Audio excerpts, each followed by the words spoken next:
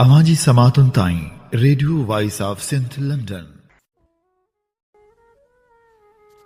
अॼु जे जदीद दौर में जॾहिं तोड़े जो सच लिकाइणु ॾुखियो थी वियो आहे, पर तंहिं बावजूदि आवाम जो आवाज़ु जग जहान ताईं केरु पहुचाइण लाइ तयारु नाहे। मज़लूमनि सां गॾु तमामु घटि माण्हू बीहनि था। ख़ासि करे मीडिया बिल्कुलु अवामी मसइलनि खां अणॼाण बणियलु आहे। उते voice of Sindh web TV ऐं radio voice of Sindh London मिसकीन मारूड़नि जो आवाज़ बणियलु आहिनि। Radio voice of Sindh London तां असीं सियासी समाजी सरगर्मियुनि जूं मुकमिल रिपोर्टूं अव्हां ताईं पेश करियूं था। उन सां गॾोगॾु अवाम जे अहजनि बाबति आवाज़ उथारियूं था। असीं चाहियूं था त हीअ सफ़र सफलता माणे, जंहिं लाइ असांखे अव्हां जे साथ ऐं सहकार जी ज़रूरत आहे। अचो इन सफ़र में असां सां हमक़दम बणिजो।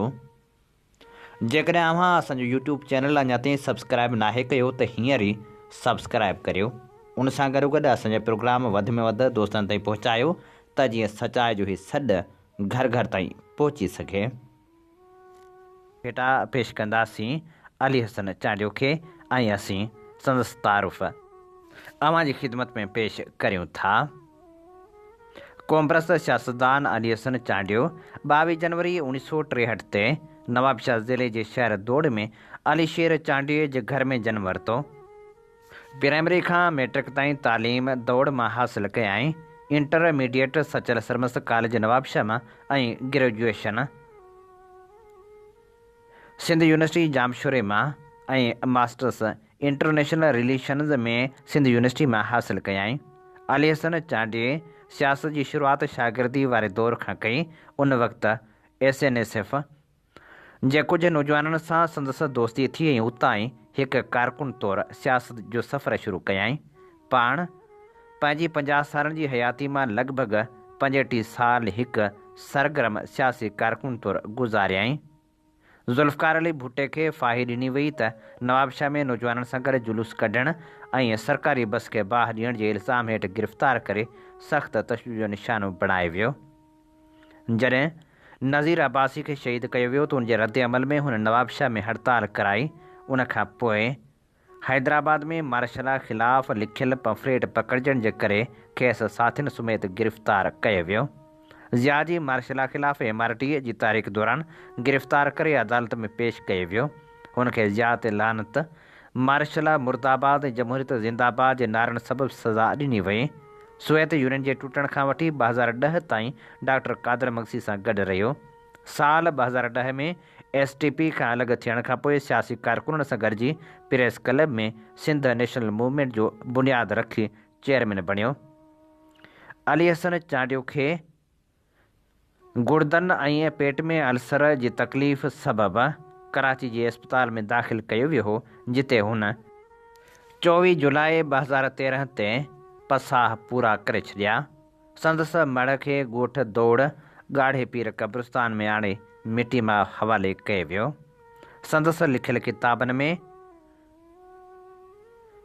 हैदर मल्हा सां गॾु लिखियलु तारीख़ ऐं सियासत बाबति किताब, बलोच पार्लियामेंट खां पहाड़नि ताईं, सियासी मज़मूननि ते ॿधल किताब नई सिंध जो सफ़र, नज़ीर अब्बासी जी शख़्सियत ते लिखियलु किताब शहीद नज़ीर अब्बासी, उन सां गॾोगॾु सियासी अदब बाबति नेल्सन मंडेला जी जदोजहद ऐं सिंधी क़ौमी तहरीक, सियासी अदब ते जॾहिं बि सिंध सॾु कयो तोड़े मुंहिंजो सियासी सफ़र नाले डायरी पिणु शामिलु आहिनि।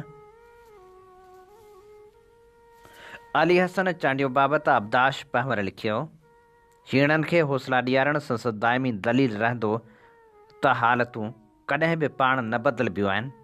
हालतुनि खे जदोजहद जे अमल सां बदिलायो वेंदो आहे। अहिड़नि आदर्शनि जो रखवालो अली हसन चांडियो जॾहिं लाॾाणो करे वियो तॾहिं ईदगाह दौड़ जा 2 रोड ऐं बांधी रोड समेत शहर दौड़ जा रस्ता सड़कनि में सफ़ा सोढ़ा थिए लॻा।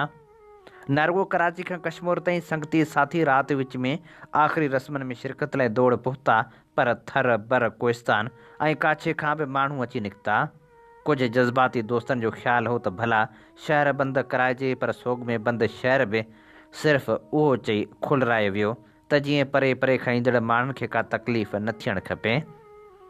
इस्लामाबाद ऐं लाहौर खां बि संदसि साथी अची दौड़ पहुता हुआ। साॻियो इंजीनियर बाग ग्राउंड जिते हू जलसनि खे ख़िताब कंदो हो, उते तंहिं ॾींहुं जनाज़ो बि जीअं सिंध जे नारनि जी गूंजार में हिकिड़ो वॾो सियासी माण्हू जो हुजूम नज़र अची रहियो हो। कामरेड अली हसन चांडियो केतिरा ई भेरा गिरफ़्तार थियो ऐं केतिरियूं तनज़ीमूं या पार्टियूं तब्दील कयाई। से सभु ॻाल्हियूं हिकिड़े ख़ासि मक़सद लाइ हूंदियूं हुयूं। उहो ख़ासि मक़सदु कामरेड अली हसन चांडियो वटि पंहिंजा आदर्श हुआ ऐं उन्हनि आदर्शनि जी हासिलात लाइ कामरेड अली हसन चांडियो जंहिंखां तमामु घणो मुतासिर रहियो, उहा आलमी शख़्सियत ऐं ॾखण अफ्रीका जी आज़ादी जो हीरो नेल्सन मंडेला आहे। संदसि सियासी रवैया जमहूरी हूंदा हुआ। सियासी बहस खे जमहूरी दाइमी दलीलनि सां ॾिसंदो हो। सियासी जदोजहद ते संदसि एॾो त वेसा हो जो चवंदो हो त बिस्तर ऐं बीमारी ते पाण फतकी न साह ॾींदासीं न मरणु पसंदि कंदासीं। जदोजहद जे अमल में अमृत आहे, तंहिं रम्ज़ खे कॾहिं बि न छॾिबो। डेमोक्रेटिक स्टूडेंट्स फेडरेशन DSF जा 2 जनम आहिनि।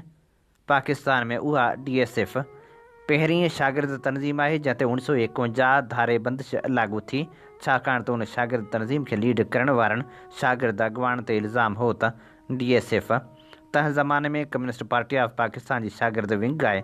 पाकिस्तान में जेकॾहिं शागिर्दनि जी सियासी आज़ादी जे हक़नि खे तंहिं ज़माने में तस्लीम कयो वञे हा त मुल्क में न कॾहिं मार्शल लॻे हा, न वरी साफ़ी मतीउल्ला जान जहिड़ा वाक़िया बर्पा थियनि हा। कामरेड अली हसन चांडियो कराची जे समूरनि सियासी कारकुननि, अदीबनि, शाइरनि, सहाफ़ियुनि, समाजी शख़्सियतनि जो गॾियल घाटो संगती रहियो। हुन पंहिंजी पहुच खे सिंधी ख़ाबरू इदारनि सां गॾु गैर सिंधी उर्दू ऐं अंग्रेज़ी ख़ाबरू इदारनि ते तमामु आसानी सां यकीनी बणाए छॾियो, छाकाणि त DSF वारो पोरियो उनखे तमामु घणो कमु अची वियो हो। हुन जा केतिरा ई शागिर्द, दोस्त, संगती साथी ख़ाबरू इदारनि जा वर्कर बणिजी चुका हुआ। कामरेड में इहा सियासी सलाहियत मौजूदु हूंदी हुई त जेको बि साण सियासी इख़्तिलाफ़ रखंदो हो तंहिंखे पाण खे कॾहिं बि परे न रखंदो हो। 90 जे ॾहाके में कामरेड अली हसन चांडियो आम चूंडनि में पिणु हिसो वरितो ऐं पंहिंजे तक दौड़ में भरपूर चूंड मुहिम हलाई, अवामी सियासी शऊर बर्पा करे छॾियो। IGI ऐं PP जे उमेदवारनि सां संदसि सियासी मुहाॾो अटकायल हो। जागीरदार, पीर, मीर, पुराणा पंडित सभु कामरेड जे ख़िलाफ़ हुआ ऐं चयाऊं थिए त हू असांजा वोट खणण लाइ मैदान में लथो आहे, खटींदो त कोन। हा, इहा ख़बर त खेसि बि हुई त उन्हनि ताक़तनि खां खटणु तमामु ॾुखियो आहे, पर जॾहिं कामरेड चूंड मुहिम शुरू कई त केतिरनि ई जूं निंडूं हराम करे छॾियूं हुआईं। खरो सच ॻाल्हाइण बि कामरेड अली हसन चांडियो जी आदतनि मां हिकु गुण हो। कामरेड अली हसन चांडियो सिंध तरक़ी पसंद पार्टी में तमामु अहम उहिदनि ते रहियो, पर अॻिते हली उन पार्टी सां संदसि वेछा वधिया त हुन धार तनज़ीम सिंध नेशनल मूवमेंट नाले जोड़े वरिती। तनज़ीम जा हुन सिंध जे मुख़्तलिफ़ शहरनि में यूनिट बि क़ाइमु कया, पर संदसि नाचाकी सबबि हालतनि एॾो साथ न ॾिनो। संदसि उहो सरगर्मियुनि जो दौरु तमामु मुख़्तसर आहे। कामरेड अली हसन चांडियो हिकु बहितरीनु लेखक पिणु रहियो। संदसि किताब ख़ासि करे मज़मून शानदार लिखणियुनि ते मुश्तमिल हुया। हीअ असीं भेटा पेश करे रहिया हुआसीं कामरेड अली हसन चांडियो खे। अवां जी समातुनि ताईं radio voice of Sindh London.